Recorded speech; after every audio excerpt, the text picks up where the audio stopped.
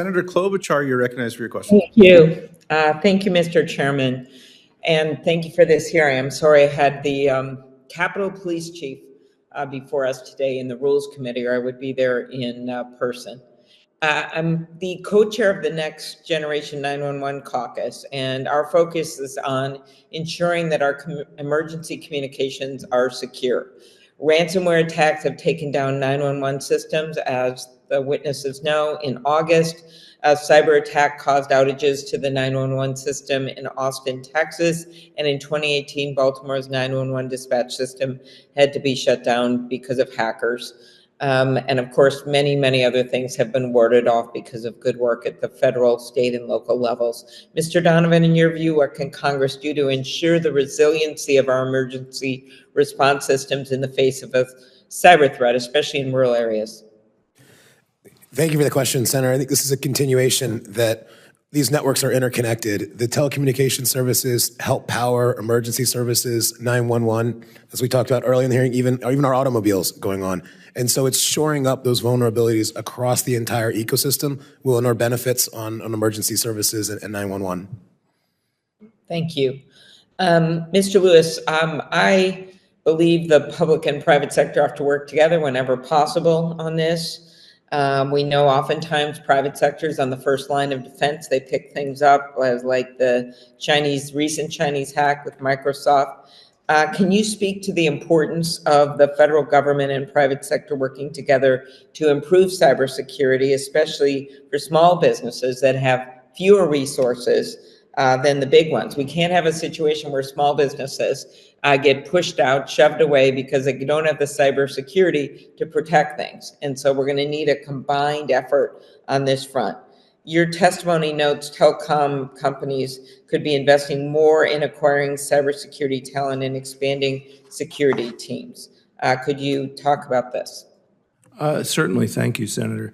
One of the changes in the last decade or so has been the shift for spending on research and development, on creating new technology, on innovation, from the government agencies to the private sector, to some of the big tech companies, to some of the startups. So the private sector is where the action is on this.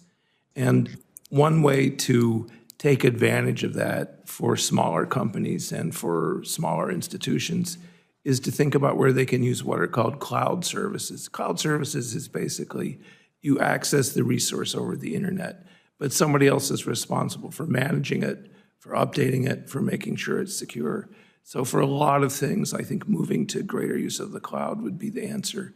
Something the federal government has been sort of slow at doing, but I think the emphasis of the private sector and R&D, the use of private sector cloud providers, the benefits of the federal acquisition regulations emphasizing cybersecurity, that's a good way to partner with the private sector. Very good. Mr. Sherman, AI has great potential to improve our infrastructure, but as we all know, it also has new risks, and we have to make sure that our infrastructure is staying ahead of foreign adversaries, and that means we have to have our AI protections in place. I've worked on this extensively on the democracy front, but I've also worked on it extensively as the member of this committee, the Commerce Committee, with Senator Thune. Senator Thune and I have introduced legislation that passed through the committee to set up guardrails for the riskiest non-defense applications of AI. Our bill would ensure AI systems used to manage our critical infrastructure undergo rigorous testing and scrutiny before it gets deployed in the real world.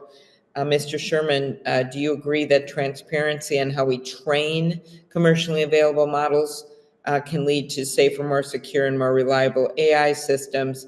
And for instance, if a power grid wants to use AI to improve efficiency under our bill, a vendor providing the AI system would have to comply with rigorous testing and evaluation before offering the product to, say, utility companies, since that is clearly a high-risk area. We've seen attempts before AI on power grids. So please comment on this area. Thanks. Yeah, I think that's essential. And as you noted, there are several components to this, including every piece that goes into an AI application, right? The training data, testing data, the model weights, the cloud systems that are used to deploy it, right? It's essential to ensure all of that's secure. And as you're getting at, from a computer science perspective, a lot of these systems are still black boxes, right? We put in A, we get B out, and we can't tell you what happened in the middle. So as much transparency as possible is good for safety reasons, it's good for ethical reasons, it's also good for security reasons, because, if you're trying to fix it, right, you need to understand it first. Very good. All right. Well, thank you, everyone, and thank you, Mr. Chair.